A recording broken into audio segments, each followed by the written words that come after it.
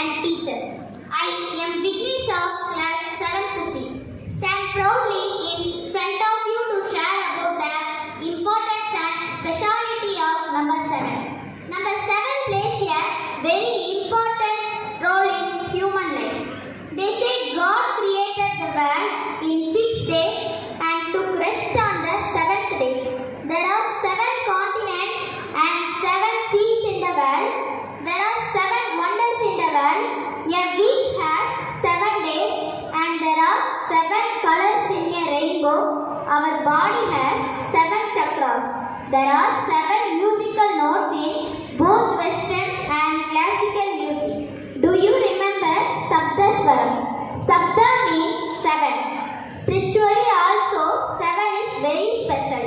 There are 7 worlds in heaven, 7 in hell, 7 angels, 7 stars, 7 churches as per Christianity.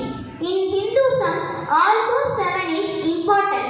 7 sages are called Saptarishi, 7 stars in sky, 7 horses in the chariot of sun god, 7 holy rivers and 7 rounds in wedding rituals.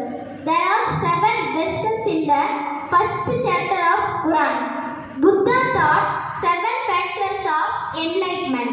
7 circles make the